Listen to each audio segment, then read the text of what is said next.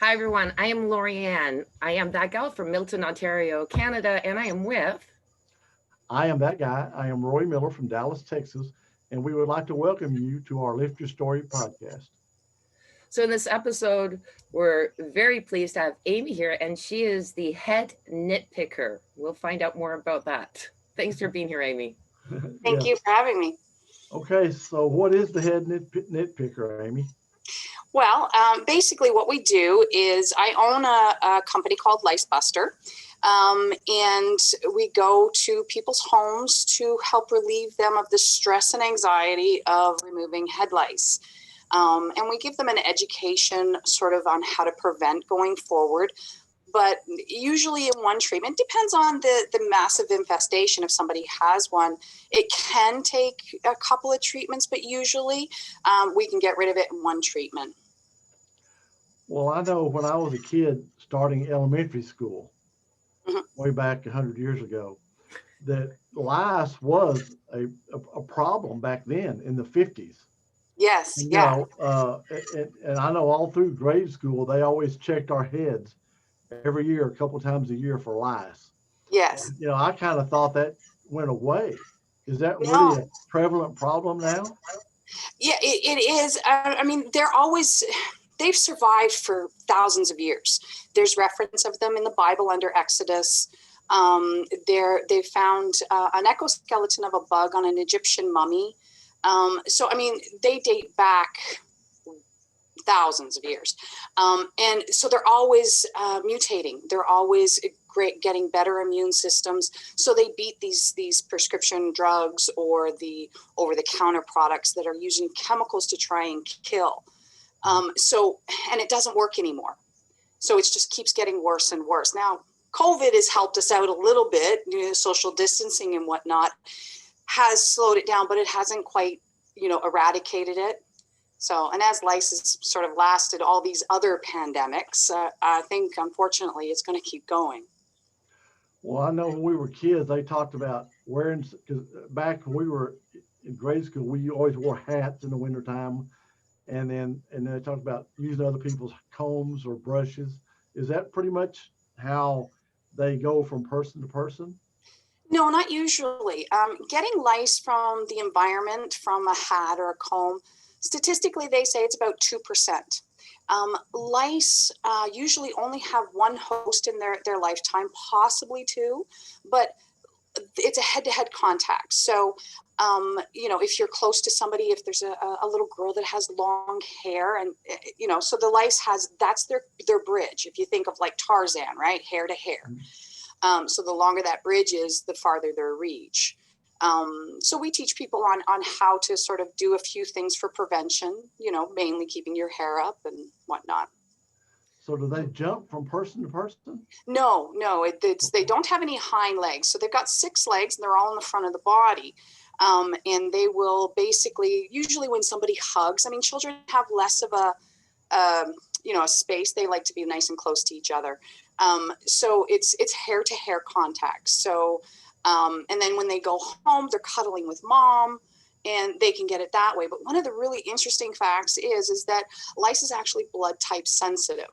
So what that means is it doesn't necessarily mean that they won't go to, or they'll only go to one particular type of blood.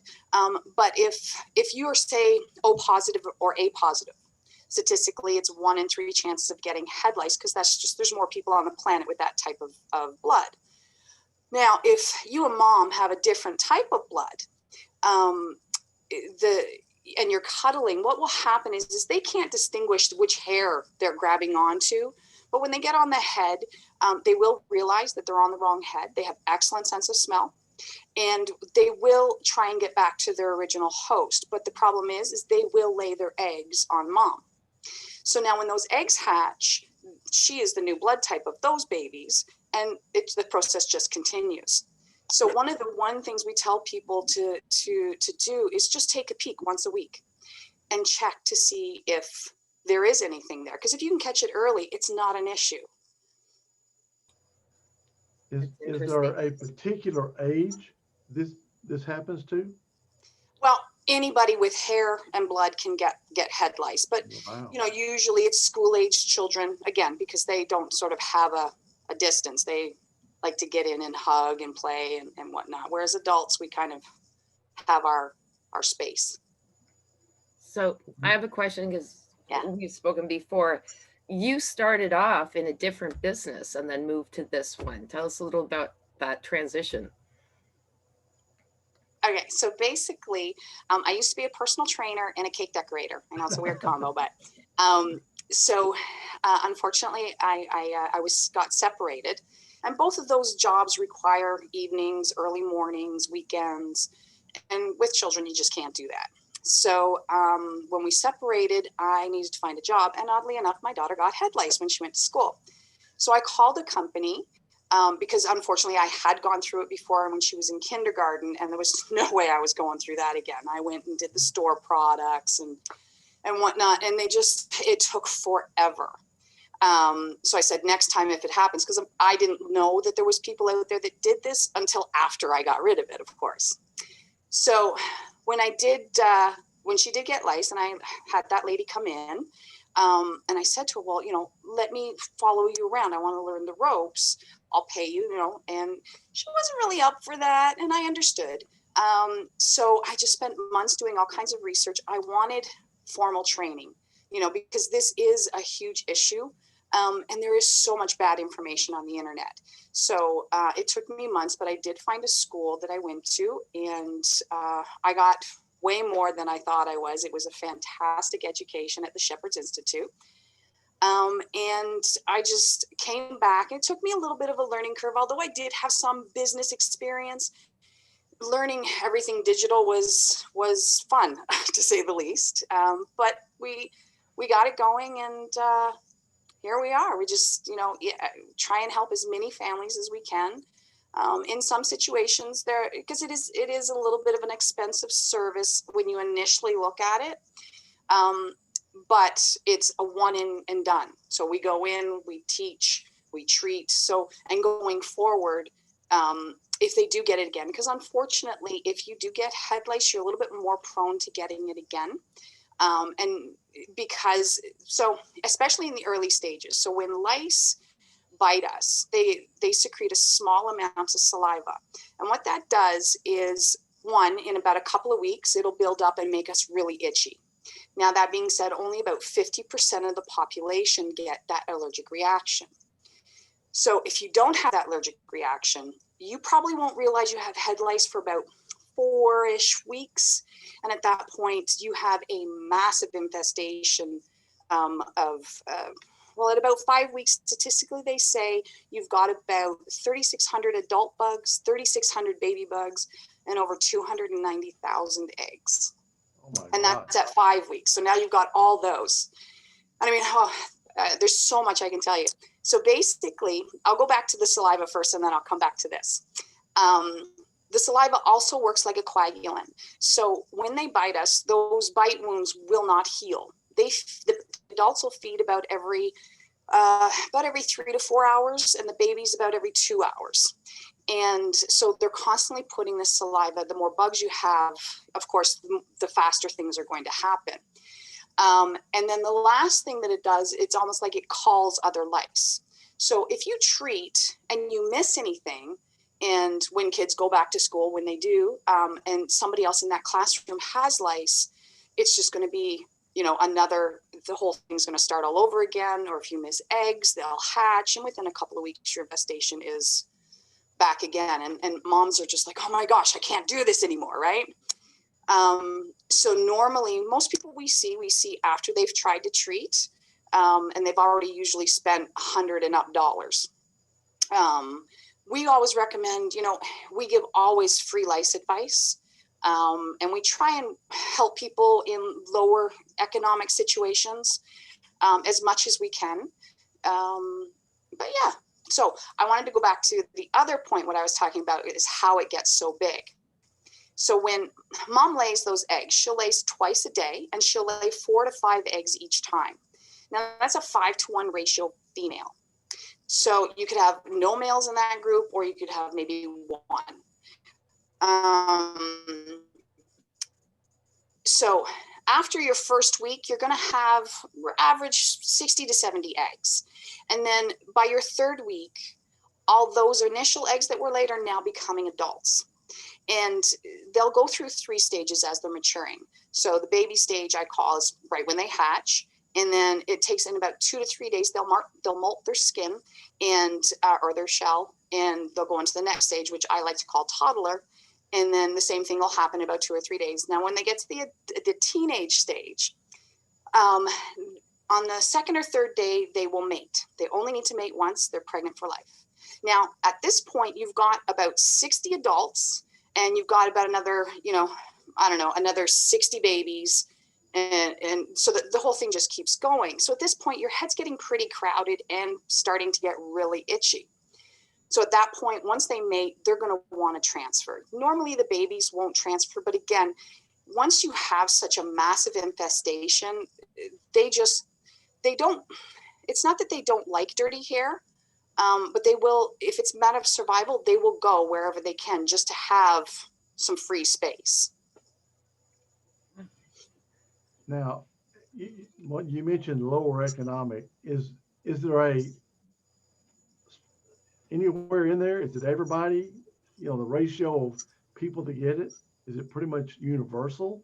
Yes. Yeah, it doesn't matter your race, your economic situation. It really doesn't matter. Now, possibly the lower economic situations may have a harder time getting rid of it because they're trying to do it themselves. And unfortunately, the products out there that they're buying, and they're spending good money, $45, $50 on these products that are over the counter. And the combs that they put in these products are nonsense. It's just like a plastic fine tooth comb. Now, with that being said, any fine tooth comb will get the bugs. But when the female lays those eggs, she cements them into the hair, and they're normally right at the root of the hair. So most people don't graze their scalp when they're combing. So they don't actually realize that they're there. So the problem is that cement glue that she puts on it just won't come off. You actually have to scrape it off with your nail. Now the tools that we use, the comb has little hooks through it. So the product that I use, there's no chemicals in it. So because that glue that she puts onto the egg is high in protein, there's enzymes in the product that break down that protein so that the eggs are already loosened. And then when we take this comb through, we're able to get out, usually in the initial comb through, about 80 to 85% of all of the eggs, and we'll get all of the bugs usually. And then it's called a strand by strand inspection. And you basically go through the hair and check every single strand on the head to make sure that you've gotten the eggs out. So when you scrape that, do you scrape it into some kind of container, or how does that? So if you were doing my head, how would you catch all that stuff? So basically, I'll put a cape on you, okay. And just like a hairdresser cape and whatnot. I dampen the hair down, so it's all, and then the product's in there. When I comb through, depending on, I will a lot of times wipe off onto a paper towel, but when the cases are a lot heavier, it's very difficult to keep all of the bugs contained. They are very fast. So what we'll use is sort of a bucket of water, wash the comb out, try and get as much out of the comb, and then go through again. And just to try and keep everything. Because unfortunately, when I've treated people that have had head lice for a year, and in those situations, a lot of times I will get head lice because it's just so hard. They'll go on my arms. So I wear a prevention spray to make sure, but it happens, and I'll just come home and comb my hair and get rid of it. A year? Yeah, unfortunately, yeah. I mean, my understanding, that stuff is like it's glued to your head. I mean, for a year, and you don't know. Well, they know. So again, I mean, I see a lot of kids from foster situations, situations where mom just isn't really doing what she needs to do, unfortunately. So, as much as somebody tries, or if the person is trying to get it out themselves, very, very difficult. And without the right tools, it's like fighting a losing battle. So are you regulated by the state? or No, license? I'm in Canada, and I'm not sure about the U.S., but in Canada, there is no standards. Anybody can pick up a comb, put an ad in the paper, or see there, I'm aging myself again, right? Put an ad out on the internet, and charge for a service, and people need to be really careful, because if they don't know, I mean, if you're persistent, you can get rid of head lice, but you have to be very persistent. Mhm.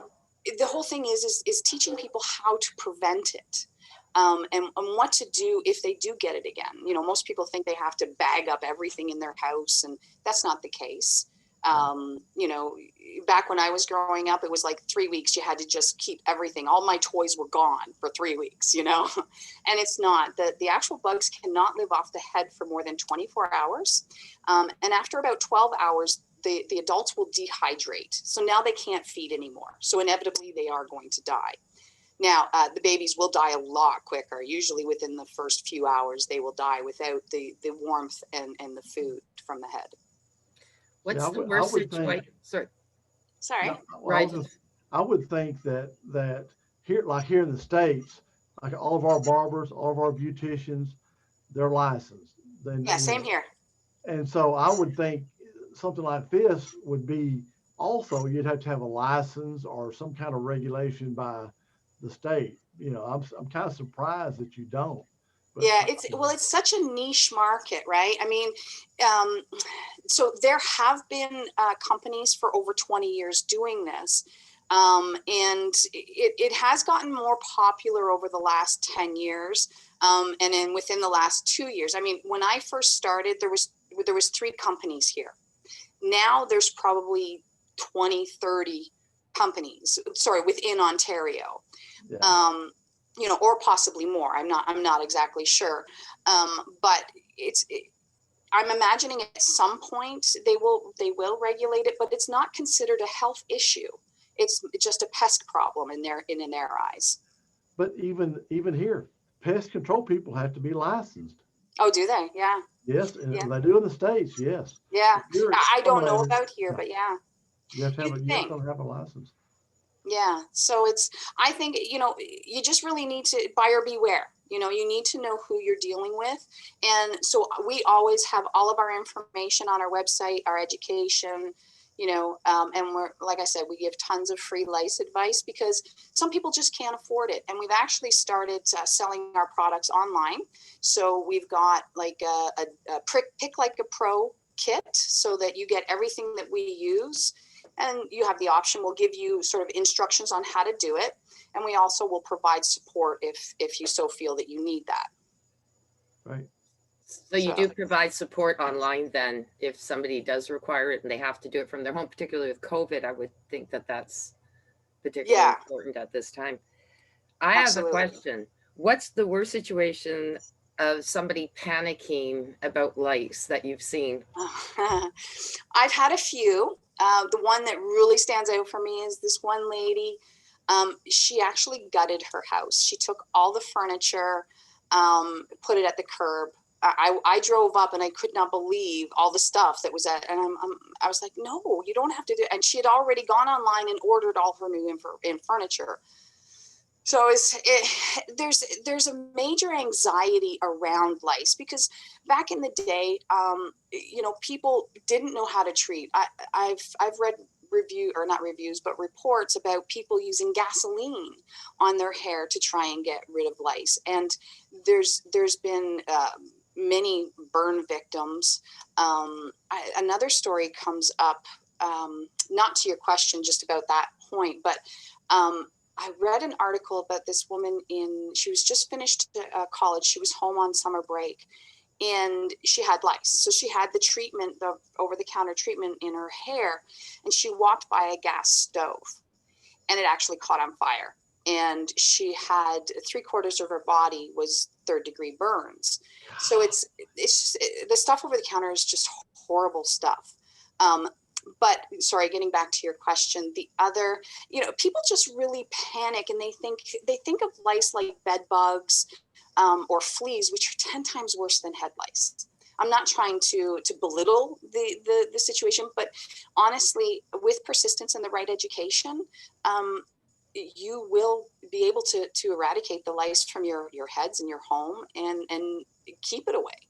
And that's what we try to offer people. It's, we're a business and we're trying to make a living, but at the same time, I'm trying to educate people so that they don't go out and throw out all their brushes. I had another lady just the other day, and again, they didn't have the money to hire me. So I offered them other solutions, and I gave them discounts on the product and stuff so that they could get rid of it, because they were treating a 3-year-old child that, and this is actually the 6th time she's got it this year, or not this year, but in the last 12 months. So I mean, she was just so stressed out. So basically, sorry, I lost my train of thought. Basically, there's just so much information I want to share, but it's a high anxiety situation for most people because they don't know how to deal with it. And we're trying to help educate people so that going forward, you can get rid of it and not have, to worry about your whole house being infested. They don't burrow into fabric, so they're very surface bugs, and they don't want to leave your head. They need the food and the hair for the warmth. So off of the head, they're not going to have that, and they go right into survival mode, and they need to get on ahead within a certain period of time, or they will die. Yeah, and you were saying nowhere else in the body. You don't have to worry. It's just the head. Yes, specifically, head lice is specifically to the head. Humans can get 3 types of lice, and it's head lice, body lice, and pubic lice. They do not intermingle. Head lice is very specific to your hair on your head. The other ones have, again, the body lice and pubic lice, they don't intermingle either. So. Wow. That's so let me ask you a question, and this may, have you seen anybody that got head lice and just automatically shaved their head? Oh, yes. Yeah. Not so many girls. Definitely most boys will do that. But even with that, unless you use a Bic razor to get the little stubbles, you could still have eggs on those little stubbles. That's how close they lay the eggs to the hair. So when you're shaving it, it's way easier to treat. And then you just take one of the Lice Buster type combs that we use, and that will ensure that you get all the eggs out. And as long as you check whether you've shaved your head or you have longer hair and you've treated it, as long as you check every day just to make sure you haven't missed anything. And I always tell my clients, try and do 2 weeks, and we stay in contact with them. So, for the first couple of days, it is possible you may find 1 or 2. I mean, there's sometimes hundreds of thousands of eggs on there. So to get every single last one, it's not going to be 100%. So we say 99% we will get out. And then we'll stay with them to make sure that they're doing the maintenance correctly. And then we'll recheck usually in about 7 days just to make sure everything is gone. And then it's just a once-a-week check. So I have a question. Can you get enough of them, and do they get large enough that they will actually show up anywhere that you actually see them? Yeah, if I remember, I was on Facebook one day and I saw somebody took a video of a lady on a bus, and she had a beret on, and you could see all these little bugs crawling, and he took a video of it as they're crawling on her head. So the more you have there, eventually you will see it. Absolutely.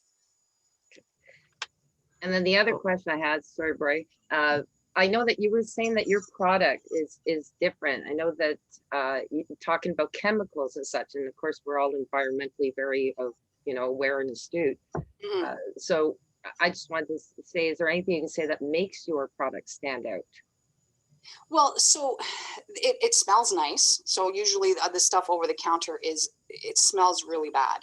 And because there's no chemicals in the product, so that's not seeping into the person's skin. So the stuff that you buy at the drugstore, what it does is it attacks the nervous system of the bug. Now, the bug can actually shut down their nervous system for over 2 hours. So unless you're hitting that bug directly with the product, you've got, 50-50 chance of it actually working. Now, as I said, if you just use a fine tooth comb and you're persistent with combing, you will get out the bugs. So you don't even need a product in that case. It's the eggs that are the hardest thing to get rid of. So the reason why our products are different is because they release those eggs. The blend of, the blend that's in the products, it breaks down the protein, the protein breaks down, and when you comb through the eggs, you're able to get them out. Yeah. Interesting. Yeah. Kind of like WD-40 for your head. Yeah, basically. But without all that residue. Yeah, really. But for your for the business side, it sounds like that you give away a lot of information, to people, no charge, just mainly for education to help them out. So I would think that would probably help you in your marketing and referrals, people saying, oh, I talked to this girl, I got this information, so I think that's a great thing you do for your business and for your customers. Yeah, it's I mean, I don't know if you remember the feeling of having head lice when you were younger, but it is once you have so much of it in there, it just feels horrendous. There's never relief, and I know what that feels like, and I know being a mom what that feels like, having that happen on your child. So we want to be able to share our wealth of information, and in my theory is what goes around comes around. And it'll always work out. So, Yeah. And there is that, what you said. Sorry, go ahead, Bert. No, go ahead, LaurieAnn. I was just gonna say, with that anxiety also comes, some people have shame over finding out, and yet it's not based on whether you're clean or dirty. It happens. No. It happens to anyone, but they just have that feeling of, oh, I'm dirty. Yeah. Well, we had in Milton, we have this summer market, and we had a booth there, and everybody that walked by, I mean, not a lot of people wanted to talk to us because as soon as you hear head lice, you start scratching, but it was hilarious. Everyone that walked by, we'd watch them as they go, and they're all just like, oh, instantly. It's so funny the way our brain just takes over. They kind of step up and kind of stand back, kind of like, hey, can I ask you a question? Yeah. Like, don't get too close. Yeah, I don't want to get too close. I do have to ask one question, because I do remember you saying this. How fast are they? Oh, they move about 9 inches a minute. So I know it probably doesn't sound very fast, but when you're in a head of hair, so it's like a needle in a haystack, trying to find it, and they move so quickly. So a lot of times when I'm treating, I use my prevention spray. So I'll part the hair out into 4 parts, and I use the prevention spray in those parts so they won't cross those lines. So, and again, when somebody has a heavy case, you may not get, because the babies stay very, very close to the scalp. So you may miss a few. So as you're going through that strand by strand, you're finding anything that's left behind. And it just sort of helps because they have antennae. So when I touch a section of the hair, if they're in that area, they're going to run to the other side of the head just to avoid me. So I just use that prevention spray to sort of stop them in their tracks. Yeah. I find this fascinating. I really. No, it really is. Yeah, when I went to school, I just thought I was figuring out how to pick bugs out of somebody's head. I mean, the education I got was phenomenal. So, Amy, how can our listeners reach out to you if they need information?